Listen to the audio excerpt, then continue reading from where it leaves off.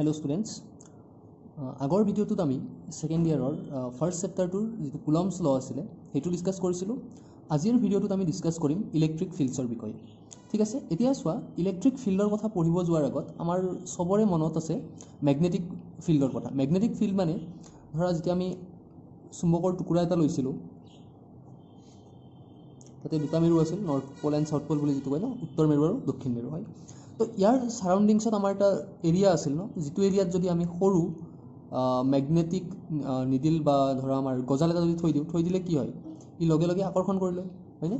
तो এই ঠাইখিনিৰ ভিতৰত আমি যতেই লোৰ গজাল বা যিকোনো চুম্বকীয় পদাৰ্থ থলে কি হয় इ লগে লগে আকৰ্ষণ কৰি লয় হয়নে নহয়। ঠিক সেই হিচাপত যদি আমাৰ ইয়াতে এটা চাৰ্জ থাকে, এইটো চাৰ্জক আমি কিউ বুলি কৈছো। तो यार चारियोफाले एटा एरिया थाके, जितु एरियार भितरत बेलेग एटा चार्ज जदि आহে সেই চাৰ্জটোৰ ওপৰত কি কৰিব ফোर्स এপ্লাই কৰিব। তাৰ মানে ধৰা যদি এইটো পইণ্টত এটা নিগেটিভ চাৰ্জ আহে মাইনাস কিউ, তেতিয়াহলে ই কি কৰিব এট্ৰাক্ট কৰিব, ইয়াক আকৰ্ষণ কৰি ল'ব। আকৌ যদি এই এৰিয়াটোত এটা ধনাত্মক চাৰ্জ আহে প্লাস কিউ, তেতিয়াহলে কি কৰিব ইয়াক ইফালে ঠেলি পঠাব হয়। তো এই চাৰ্জটোৰ চাৰিওফালে যিখিনি ঠাইত ই বল প্ৰয়োগ কৰিব পাৰে সেই ঠাইখিনিক আমি কি বুলি কওঁ ইলেক্ট্ৰিক ফিল্ড বুলি কওঁ। এটো হৈছে ইলেক্ট্ৰিক ফিল্ড। যিদৰে চুম্বক এখনৰ চাৰিওফালে যিখিনি ঠাইত চুম্বকডালে বল প্ৰয়োগ কৰে এইটোক আমি চুম্বক ক্ষেত্ৰ বুলি কৈছিলো।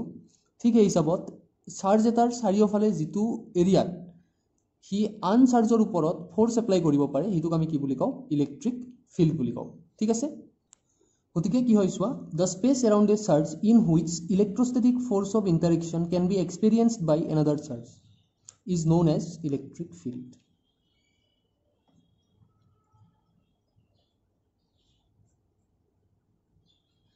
ঠিক আছে, আৰু অসমীয়াত যদি আমি চাও এইটো বস্তু বুজাৰ কাৰণে আমি এনেকৈ ভাবিব পাৰো ন, এটা আধানৰ চাৰিওফালৰ ঠাই য'ত আন এটা আধানে কি কৰিব পাৰে বল অনুভৱ কৰিব পাৰে, এইটোক আমি কি বুলি ক'ম ইলেক্ট্ৰিক ফিল্ড বুলি ক'ম, বা এইটোক অসমীয়াত কয় বিদ্যুৎ ক্ষেত্ৰ। ঠিক আছে, এতিয়া ইয়াৰ আমি যদি গাণিতিকভাৱে কৰিব লাগে কেনেকৈ কৰিব পাৰো বা মান কেনেকৈ আমি উলিয়াব লাগে সেইটো চাওঁ। এতিয়া চোৱা কি হয়, ইয়াতে এটা চাৰ্জ আছে, এইটো হৈছে প্লাস কিউ আৰু এইটো পজিটিভ চাৰ্জ। এই চাৰ্জটোক কি বুলি কয় সোৰ্স চাৰ্জ বুলি কয়। সোৰ্স চাৰ্জ এইটো হৈছে আমাৰ উৎস, য'ৰ পৰা কি হ'ব বিদ্যুৎ ক্ষেত্ৰখন সৃষ্টি হ'ব। ঠিক আছে, এতিয়া ইয়াতে আমি এটা স্মল চাৰ্জ থৈছো, এইটো হৈছে কিউ নট। কিউ নটক কি বুলি কয় টেষ্ট চাৰ্জ বুলি কয়। টেষ্ট চাৰ্জ কি কাৰণত কয়, কাৰণ আমি তাৰ ওপৰত এক্সপেৰিমেন্ট এটা কৰিম। তে ইহঁতৰ মাজৰ যিটো ডিসটেন্স আছে এই ডিসটেন্সটোক আমি আৰ বুলি কৈছো। ঠিক আছে, তো এই ডিসটেন্সটো আৰ হলে ইহঁতৰ ওপৰত এটা ফোৰ্স আহিব ন, তাৰ মানে এই যোনটো লাৰ্জ চাৰ্জ কিউ আছে কিউটোৱে স্মল কিউটোৰ ওপৰত এটা কি দিব ফোৰ্স এপ্লাই কৰিব ন। তো আমি কি বুলি লিখিব পাৰো force on charge Q naught due to capital Q is F equal to কিমান হ'ব, আমাৰ ফৰ্মুলা আছিল 1/4 epsilon naught capital Q into small Q naught and R square হয়। এতিয়া কি হয় চোৱা, এই স্মল কিউ নটৰ ভ্যালুটো যদি আমি লেফট হ্যান্ড সাইডত লৈ আহো তেতিয়াহলে এফ বাই কি হ'ব কিউ নট হ'ব, আৰু তেতিয়া ইফালৰ ৰিমেইনিং কোৱান্টিটিটো কি বাকি থাকিব 1/4 epsilon naught Q by R square. এতিয়া এই যেটো এটা নতুন কোৱান্টিটি আহিল ন এফ বাই কিউ নট, এইটোক আমি কি বুলি কওঁ ইলেক্ট্ৰিক ফিল্ড বুলি কওঁ।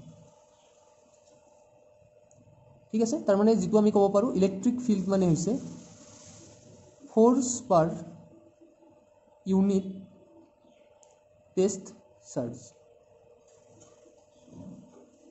হয়। ফোৰ্স পাৰ ইউনিট টেস্ট চাৰ্জ মানে 1 কুলম্ব টেস্ট চাৰ্জৰ ওপৰত আন এটা চাৰ্জে কিমান ফোৰ্স এপ্লাই কৰে সেইটোকে আমি কি বুলি ক'ব পাৰো ইলেক্ট্ৰিক ফিল্ড বুলি ক'ব পাৰো। এইখিনিতো বুজি পাইছা। আৰু এতিয়া আমাৰ মনত ৰাখিব লাগে কোনটো এইটো যেটো এক্সপ্ৰেছন আছে ন এফ বাই কিউ, তো ই ইজ ইকুৱেল টু আমাৰ কি হ'ব এফ বাই কিউ নট। ই মানে হৈছে আমাৰ electric field intensity.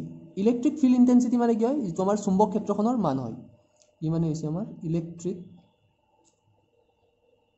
Field intensity.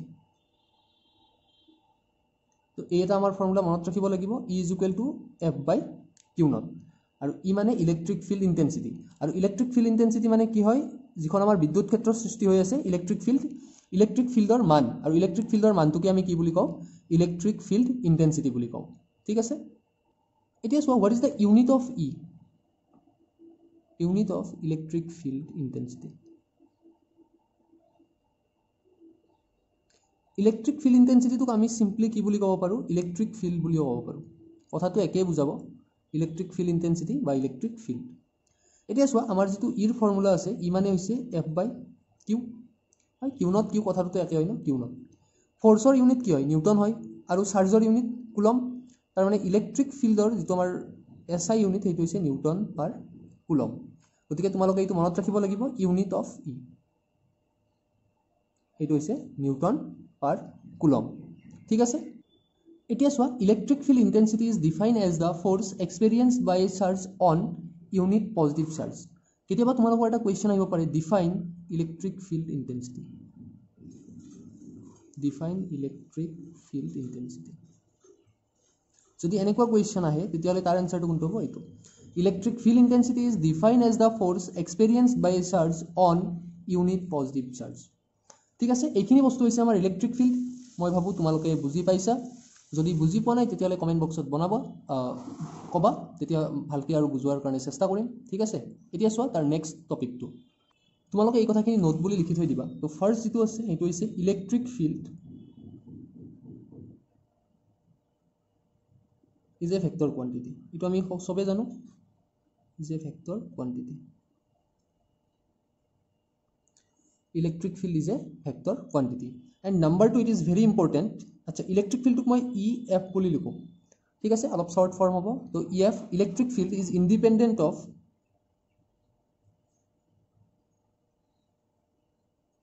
Test charge. ঠিক আছে, তাৰমানে কি হয়, আমাৰ যিটো টেষ্ট চাৰ্জ লৈছিলোঁ ন আমি, সেই টেষ্ট চাৰ্জটোৰ কি হয়, ইণ্ডিপেণ্ডেণ্ট হয়। তাৰমানে আমাৰ ইয়াতে এইটো আছিলে প্লাছ কিউ হয় ন, এইটো হৈছে আমাৰ চ'ৰ্চ চাৰ্জ। এইটোৰ কাৰণে আমাৰ কি হৈ আছিল, ইলেক্ট্ৰিক ফিল্ডখন হৈ আছিল। তো ইয়াৰ চাৰাউণ্ডিংছতে যিটো এৰিয়া আছে হয়, তো ইয়াত যে আমি এটা টেষ্ট চাৰ্জ থৈছিলোঁ কিউ নট বুলি, এই চাৰ্জটোৰ ওপৰত ডিপেণ্ড নকৰে।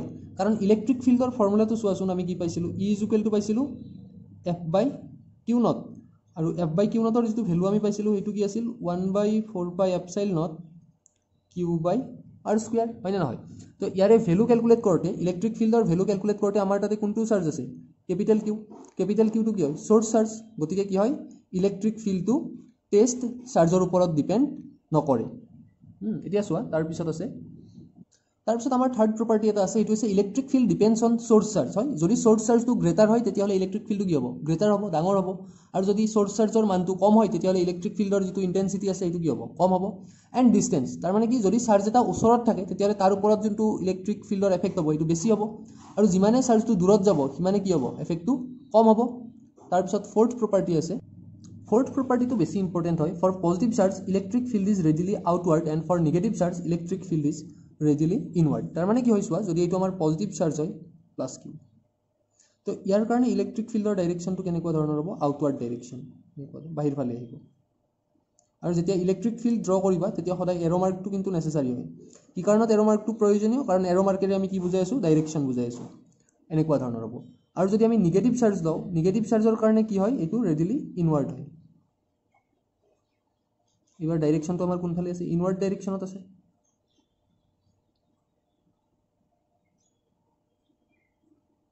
গতিকে এই দুটা হৈছে পজিটিভ চাৰ্জ আৰু নিগেটিভ চাৰ্জৰ কাৰণে ইলেক্ট্ৰিক ফিল্ডৰ ডাইৰেকশ্যন। ঠিক আছে, ইয়াৰ পিছৰ টপিক আছে electric field due to a point charge. হয়, পইণ্ট চাৰ্জ এটাৰ কাৰণে ইলেক্ট্ৰিক ফিল্ড কেনেকুৱা ধৰণৰ হয়।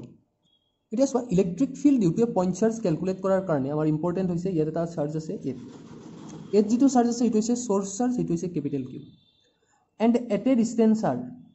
ঠিক আছে, তো এই ডিষ্টেঞ্চখিনি আমি কিমান ধৰি লৈছোঁ, আৰ। ইয়াত এটা পইণ্ট আছে পি, এই পি পইণ্টত ইলেক্ট্ৰিক ফিল্ড কিমান হ'ব আমি কেলকুলেট কৰিব লাগে। ঠিক আছে, গতিকে আমি কি বুলি লিখি ল'ম চোৱা, consider a point charge Q placed at a, we need to find an electric field at a point P at a distance R from a. এই যিটো পি পইণ্ট আছে, পি পইণ্টটো কিমান ডিষ্টেঞ্চত আছে, আৰ ডিষ্টেঞ্চত আছে। এতিয়া আমি এই পি পইণ্টত কেলকুলেট কৰিব লাগে ইলেক্ট্ৰিক ফিল্ড। তো আমি কি ধৰি ল'ম, let us put a test charge Q naught at P.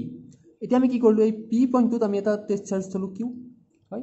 Then force on Q naught due to Q, Q নটৰ ওপৰত ফ'ৰ্চটো কিমান হ'ব, এইটো আমাৰ এফ বুলি ধৰি লওঁ এফ ইকুৱেল টু কিমান হ'ব 1/4πε0 Q into Q naught by R square হ'ব হয় এইটো হৈছে আমাৰ ফ'ৰ্চ এতিয়া আমি কি কেলকুলেট কৰিব লাগে ইলেক্ট্ৰিক ফিল্ড আচ্ছা এতিয়া চোৱা ফ'ৰ্চৰ ডাইৰেকশ্যনৰ কাৰণে আমি এটা কি ধৰি ল'ব পাৰোঁ ইয়াতে আৰ কেপটো কি হয় where R cap is a unit vector r cap is a unit vector from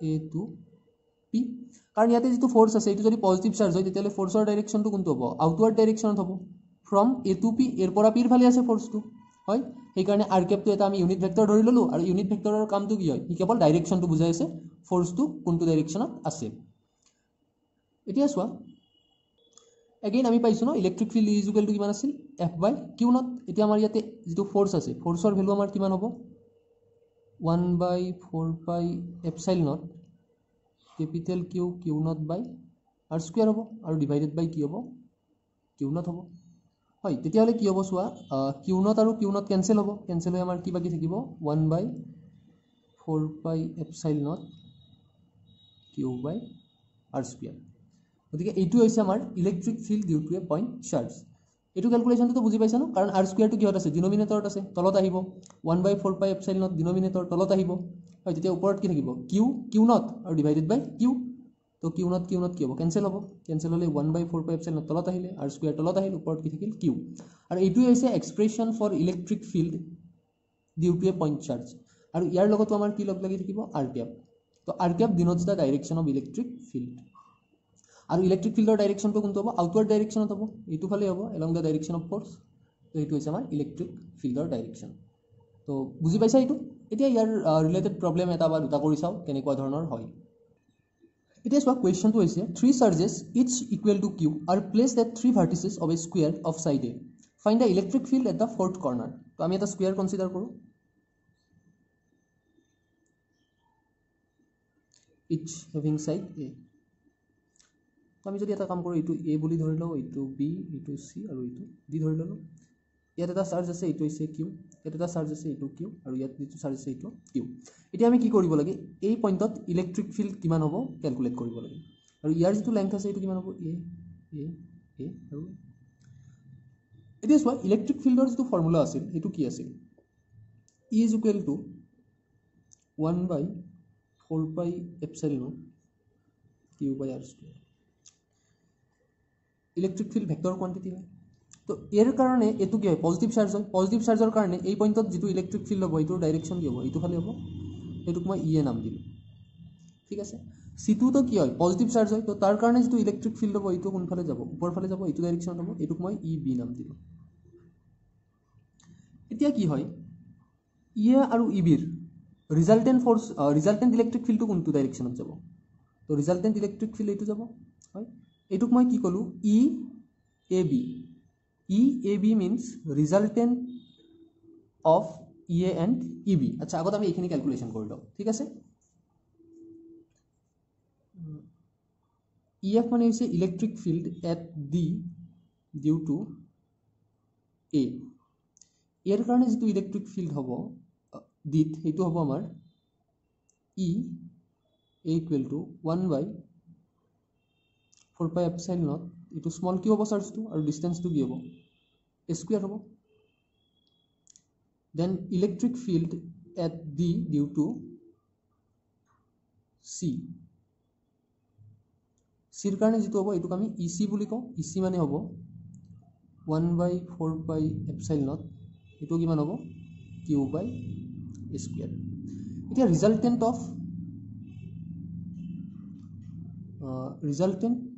electric field of EA and EC EA আৰু EC ৰ ৰিজাল্টেন্টটো আমি কি বুলি ধৰি লৈছো E AC আচ্ছা সৰি এটো C হ'ব লাগিছিলে তেলে এটো কি হ'ব EC ঠিক আছে তো ইয়াৰ ৰিজাল্টেন্টটো আমি কেনেকৈ ক্যালকুলেট কৰিম চোৱা AC ৰ কাৰণে এতিয়া আমাৰ ৰিজাল্টেন্টৰ যেটো ফৰ্মুলা আছিল E AC ইকুৱেল টু কিমান হয় আমাৰ √ ৰিজাল্টেন্ট ভেক্টৰ ক্যালকুলেট কৰা formula EA square plus EC square plus twice EA EC cos θ আৰু থিটাটো আছিল আমাৰ এংগল বিটুইন দ্য টু ভেক্টৰ্ছ। এতিয়া চোৱা ইয়ে ইচিৰ যিটো ভেলু আছে সেইটো 1/4πε/q/a² আৰু এইটো হৈছে 1/4πε/q/a², সেম ভেলু হয়। আৰু ইফালে ইয়ে ইচি cos থিটা, ইয়াতে থিটাৰ ভেলুটো কিমান হয় 90 ডিগ্ৰী হয় ন, এইটো 90 ডিগ্ৰী। আৰু cos 90ৰ ভেলু কিমান হয় 0 হয়নে নহয়? তো cos 90 0 হলে এই গোটেই টাৰ্মটো আমাৰ কিমান হৈ যাব 0 হৈ যাব। 0 হৈ গ'লে আমাৰ ইয়াতে ৰিমেইনিং টাৰ্ম হ'ব e² প্লাছ ইচি²। এতিয়া e² প্লাছ ইচি² হলে আমি ইয়াতে ভেলু কি কৰিব পাৰোঁ নবহাই এইটো টুৱাইচ e² কৰি ল'ব পাৰোঁ ন, কাৰণ ই আৰু ইচিটো কি হয় সমান হয় ন, ভেলু দুটা সেম হয়। তেতিয়াহ'লে ইয়াৰ ৰিজাল্টেণ্টটো হ'ব √2 ইয়ে। তো ই আৰু এচিৰ ভেলু আমি পালোঁ √2 ইয়ে। এতিয়া চোৱা ডি পইণ্টত ইলেক্ট্ৰিক ফিল্ড কেলকুলেট কৰিম ডিউ টু বি। তো এই বিৰ পৰা যিটো ডিষ্টেঞ্চ আছে ডিৰ সেইটো হৈছে কিমান বি ডি হয়। এতিয়া যেতিয়া আমি কেলকুলেট কৰিব লাগিব electric field at D due to B, তো বিৰ কাৰণে ইলেক্ট্ৰিক ফিল্ড কেলকুলেট কৰোঁতে আমাৰ ফাৰ্ষ্ট কেলকুলেট কৰিব লাগিব, এইটো আমি ধৰি ল'লোঁ ইকুৱেল টু ই বি। তো এইটোৰ কাৰণে আমি আগত কি কেলকুলেট কৰিব লাগিব বি ডি কেলকুলেট কৰিব লাগিব হয়। বি ডি কেতিয়া কেলকুলেট কৰিব পাৰিম আমি B D square equal to কি হ'ব B C square plus C D square. B C square মানে কি হয় এ স্কুৱেৰ আৰু চি ডি মানেও কি হ'ব এ স্কুৱেৰ, তাৰমানে এইটো কিমান হৈ গ'ল 2a স্কুৱেৰ হয়। এতিয়া বি ডিৰ ভেলু হ'ব √2a, তো বি ডি ইকুৱেল টু হ'ল √2a। দিয়াৰ ফৰ আমি ই বিৰ ভেলু কেলকুলেট কৰিব পাৰিম। ই বি ইকুৱেল টু হ'ব 1/4πε, এইটো হ'ব কিউ বাই এ স্কুৱেৰ, মানে আমাৰ ইয়াতে হ'ব বি ডি হোল স্কুৱেৰ, কাৰণ distance between the two charges B D. এইটো লিখিলে আমাৰ হ'ব 1/4πε কিউ আৰু এইটো হ'ব √2a হোল স্কুৱেৰ। আৰু এইটো মানে আমি লিখিব পাৰিম 1/4πε কিউ বাই 2a স্কুৱেৰ। ঠিক আছে। এতিয়া চোৱা আমাৰ যিটো ই এ চি আৰু ই বি এইটো সেম ডাইৰেকশ্যনত হ'ব ন, এইটো ডাইৰেকশ্যনত, তো এইটো হ'ল ই বি। তো দুয়োটা ভেক্টৰ কি আছে এটা ডাইৰেকশ্যনতে আছে, তেতিয়াহ'লে ৰিজাল্টেণ্ট ভেক্টৰটো কি হ'ব আমাৰ ই বি প্লাছ ই এ চি হয়। এই দুটা আমি যোগ কৰি দিলে ৰিজাল্টেণ্ট ভেক্টৰটো পাম। গতিকে চোৱা ৰিজাল্টেণ্ট ভেক্টৰটোক আমি নেট ৰিজাল্টেণ্ট বুলি কওঁ N E T, E net. E net equal to কিমান হ'ব আমাৰ ই এ চি প্লাছ ই বি। এতিয়া ই এ চিৰ ভেলু আমি পাইছিলোঁ √2 ই এ প্লাছ ই বিৰ ভেলু আমি পালোঁ এইটো 1/4πε কিউ বাই 2a স্কুৱেৰ। এইটো ভেলু আমি লিখিব পাৰিম √2 ই এৰ ভেলু কিমান আছিল আমাৰ 1/4πε কিউ বাই এ স্কুৱেৰ প্লাছ ইয়াতে হ'ব 1/4πε কিউ বাই 2a স্কুৱেৰ। এতিয়া আমি ইয়াৰ পৰা যদি 1/4πε কিউ বাই এ স্কুৱেৰ কমন লওঁ, কমন ল'লে ইয়াতে কি হ'ব √2 প্লাছ 1/2 আৰু ইলেক্ট্ৰিক ফিল্ড এইটো হ'ব নিউটন পাৰ কুলম হয়। গতিকে এইটো হৈছে আমাৰ ৰিজাল্টেণ্ট ইলেক্ট্ৰিক ফিল্ড। গতিকে এনেকুৱা ধৰণৰ প্ৰব্লেম আমাৰ বৰ্ড এক্সামতো অহাৰ চান্স থাকে আৰু এইটো বহুত ইম্পৰ্টেণ্ট প্ৰব্লেম হয়। কেলকুলেশ্যনখিনি তোমালোকে ভালকৈ চাই ল'বা, যদি বুজি নোপোৱা তেতিয়াহ'লে কমেণ্ট বক্সত জনাবা। ঠিক আছে। আৰু কি হয় চোৱা এই যিটো আমাৰ √2 প্লাছ হাফ আছে এইটো আমি চিম্প্লিফাই কৰিও লিখিব পাৰোঁ। ঠিক আছে, এইখিনি চিম্প্লিফাই কৰি আমি ইয়াৰ পৰা হাফ যদি কমন লওঁ, হাফ কমন ল'লে এইটো হ'ব মানে এনেকৈও লিখিব পাৰোঁ, প্ৰব্লেম সেইটোতো নাহে আমাৰ 1/4πε কিউ বাই স্কুৱেৰ। ইয়াৰ পৰা যদি মই হাফ এটা কমন লওঁ, হাফ কমন ল'লে ইয়াতে কি হ'ব √2 আৰু এটা 2 ইনটু কৰিব লাগিব, এইফালে প্লাছ কি হ'ব 1 হ'ব। তেতিয়াহ'লে ৰিজাল্টটো আমাৰ অলপমান চেঞ্জ হ'ব। ৰিজাল্টটো চেঞ্জ হ'ব মানে এনেকুৱা নহয়, এইটো 1/4 ইনটু 2 কৰিলে 8 হ'ব, πε হ'ব, কিউ বাই স্কুৱেৰ হ'ব আৰু এইটো 2 √2 প্লাছ 1 আমি এনেকৈও লিখিব পাৰোঁ। তো যদি তোমালোকে এনেকৈ লিখি থোৱা তেতিয়াও কাৰেক্ট হ'ব, আৰু যদি এনেকৈ লিখা তেতিয়াও কাৰেক্ট হ'ব। আৰু এইটো এটা বহুত গুৰুত্বপূৰ্ণ প্ৰশ্ন হয়, তো ভালকৈ বুজি ল'বা। এতিয়া চোৱা লাষ্টত এটা একেবাৰে শ্বৰ্ট টপিক আছে, সেইটো হৈছে ইলেক্ট্ৰিক ফিল্ড লাইন্স।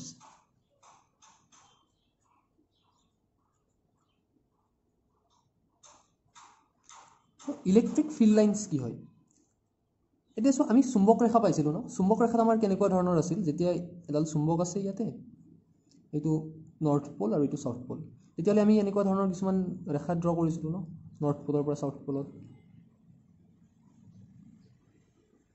আৰু এই ৰেখাবিলাক আমাৰ কি আছিল কাল্পনিক ৰেখা আছিল ইমাজিনাৰী হয়নে নহয় নৰ্থ পলৰ পৰা ওলাই আৰু সাউথ পলত এইবিলাক কি কৰে এণ্টাৰ কৰে বা সোমায় এনেকুৱা ধৰণৰ কিছুমান কাল্পনিক ৰেখা আছিল ঠিক একে হিচাপতে যেতিয়া আমি আধান এটা লওঁ চাৰ্জ এটাৰ চাৰিওফালেও কি থাকে এনেকুৱা ধৰণৰ কিছুমান আমি কাল্পনিক ৰেখা কল্পনা কৰিব পাৰোঁ ঠিক আছে we can imagine some imaginary lines around a charge আৰু এইটো যদি আমাৰ প্লাছ কিউ হয় ইয়াৰ চাৰাউণ্ডিংছত আমি কিছুমান এনেকুৱা ধৰণৰ আউটৱাৰ্ড লাইন্স আউটৱাৰ্ড ডাইৰেকশ্যনত থকা লাইন কিছুমান আমি কি কৰিব পাৰোঁ কল্পনা কৰিব পাৰোঁ আৰু এই ৰেখাবিলাকক আমি কি বুলি কওঁ ইলেক্ট্ৰিক ফিল্ড লাইন বুলি কওঁ ঠিক আছে যদি নিগেটিভ চাৰ্জ হয় নিগেটিভ চাৰ্জৰ কাৰণে আমি কেনেকুৱা ধৰণৰ পাম যিটো ৰেডিলি ইনৱাৰ্ড পাইছিলোঁ ন এনেকুৱা ধৰণৰ কিছুমান আমি কি পাম কাল্পনিক ৰেখা পাম আৰু এইবিলাকক আমি কি বুলি কওঁ ইলেক্ট্ৰিক ফিল্ড লাইন্স ঠিক আছে যদি আমি দুটা পজিটিভ চাৰ্জ লওঁ ইয়াতেও প্লাছ কিউ আছে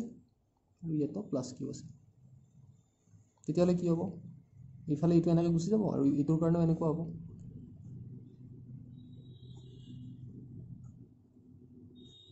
কিন্তু এইফালেতো চিধা আহিব নোৱাৰে আৰু এইফালেও চিধা আহিব নোৱাৰে কাৰণ কি হ'ব বিকৰ্ষণ হ'ব হ'লে সিহঁতে কি হয় ভাঁজ লাগি যায় তো সিহঁতলৈ কি হ'ব এনেকৈ গুচি যাব ইয়াৰ পৰা ওলাই কি হ'ব এনেকৈ গুচি যাব ইয়াৰ পৰাও এনেকৈ যাব ইয়াৰ পৰাও কি হয় এনেকৈ যাব তো এই হিচাপত কেতিয়াবা আমাক কি কৰিব পাৰে ইলেক্ট্ৰিক ফিল্ড লাইন্স ড্ৰ কৰিব দিব পাৰে আচ্ছা যদি এটা পজিটিভ চাৰ্জ হয় আৰু যদি এটা নিগেটিভ চাৰ্জ হয় তেতিয়াহ'লে কি হ'ব তেতিয়াহ'লে কি হয় ফ্ৰম পজিটিভ টু নিগেটিভ পজিটিভৰ পৰা কি হ'ব নিগেটিভৰ ফালে ইলেক্ট্ৰিক ফিল্ডবোৰ আমি টানিব পাৰোঁ যেনেকৈ আমাৰ মেগনেটিক ফিল্ডত টানিছিলোঁ ন there R thousands of lines আমি বহুত লাইন টানিব পাৰোঁ